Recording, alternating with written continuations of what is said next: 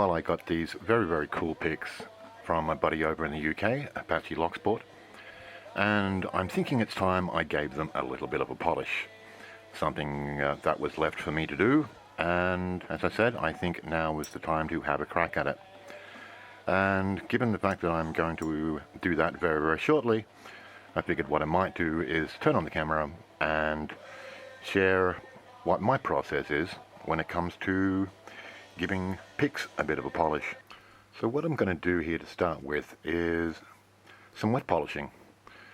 And here in front of the camera I have a little tray filled with water and a little bit of soap, and within that solution I have some pieces of sandpaper soaking a mixture of grits. So let's briefly have a chat about why I do this. Okay, what I should mention is that generally I soak these papers overnight, trying to get them to soak for at least 24 hours.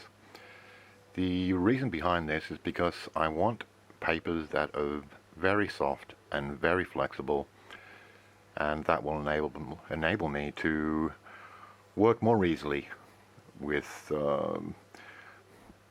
surfaces that are not generally dead flat, where you may have to go through curves and around corners.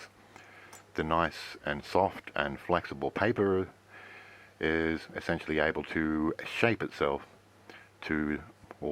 more easily to the contours of whatever you have to work with. Okay, another benefit of wet polishing is this. By soaking the paper in a solution and then using it, it enables us to have a thin film of water between the paper and the surface that we're actually working on. The benefit of this is that instead of the grit being caught up in a particular area of the paper or getting built up in a particular area, these little bits of grit are able to float around freely in this thin film of water. Now, what happens when we do dry sanding as opposed to wet sanding is that the grit can start to build up in certain areas, and the result of that is that we often get scratches or gouges in the finish that we're trying to work with. And obviously that's something that we are trying to avoid, and hence that's another reason why I tend to prefer wet sanding as opposed to dry sanding when it comes to polishing metal. Yet another reason for wet sanding is this, to my mind at least anyway. It makes your paper much easier to clean. The solution, as I said before, enables the gunk that builds up to move around freely and therefore more easily removed from the surface of the paper. Often takes just a little bit of a jiggle in the water and sometimes a little bit of a rub with your finger, and you're back once again to having some quite clean paper to work with. So in general, because it's easy to clean, your paper is going to last that much longer, and in a nutshell, you're going to get more bang for your buck. Worth mentioning quickly is that I always add a little bit of soap to this water solution. Just a tiny amount. You don't want a massive amount of bubbles building up and going everywhere and making a mess. Just a tiny amount. And the reason for this is nothing more than lubrication. With dry sanding, naturally it's a somewhat abrasive task. However, with the little bit of soap in the solution, it enables the paper to be able to more easily glide across the surface that we are trying to work with. And again, given the task we have ahead is trying to get a clean and smooth finish, it's very helpful in my opinion to add this little bit of soap to the solution. Okay, before I forget, I really should talk about paper quality. What you should really go for is a good quality paper like 3M, primarily because not only is the paper backing itself much stronger and will last you longer than the cheaper and nastier and crappier papers. But more important than that, the grain on the surface of a 3M paper, for example, is very evenly and very consistently sized. With the cheaper papers, the grains are not all the same size, and there'll be quite some variation in them. And so while you're cutting into the surface, some areas will be cutting more deeply than others, and again, you're going to end up with gouges and scratches in the surface that you're trying to polish, which is not exactly helpful, as should be obvious. So just to repeat, make sure you get a good quality paper. Otherwise, don't count on getting a good quality result. Okay, so you've had your paper soaking overnight. In this bowl I have some 600, some 800 and some 1200 grit.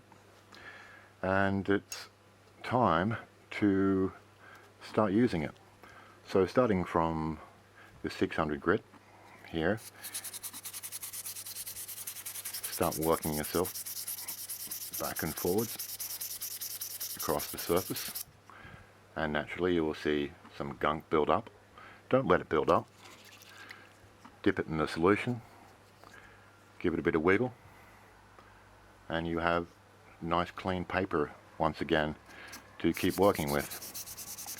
So as I think I said before, you don't want any gunk building up on the surface and potentially putting scratches into what you're trying to polish.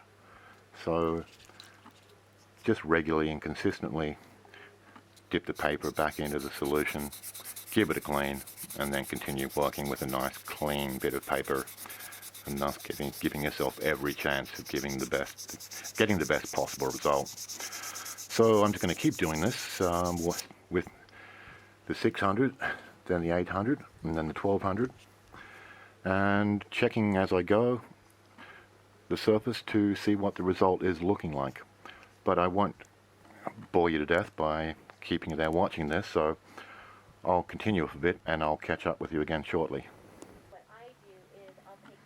Okay, I've been going at it for a little bit. As you can see, the water is filthy. My hands are filthy, but microfiber cloth, also very useful to clean. Okay, so I've given my hands a bit of a clean because they were filthy, and I've grabbed a nice and fresh microfiber cloth, and what I'm going to do now is just quickly go over the pick with this nice fresh and clean cloth and remove as much of the residue as possible left over from the previous wet sanding process. So I won't labor on this too long. I just want to give it a bit of a rub over so that we can have a look and see how we're progressing. If I can keep my grubby fingerprints off of things. So as I hope you can see there, it's made a fair amount of difference. And it's looking quite nice and smooth and shiny. There's still a few marks on there I can clean off. Obviously, the longer you spend on the wet sanding process, the better your results will be. But without wishing to make this video much longer than it already is, I hope that gives you at least some idea as to the wet sanding process and also the result that you might expect from it. So what I'm going to do now is just say thank you very much again to Apache Locksport for these beautiful, beautiful picks, and I will work on them a little bit more at some point later on and see how much I can improve the finish on these. So peace and respect to one and all, and I'll catch you on another day. Bye for now.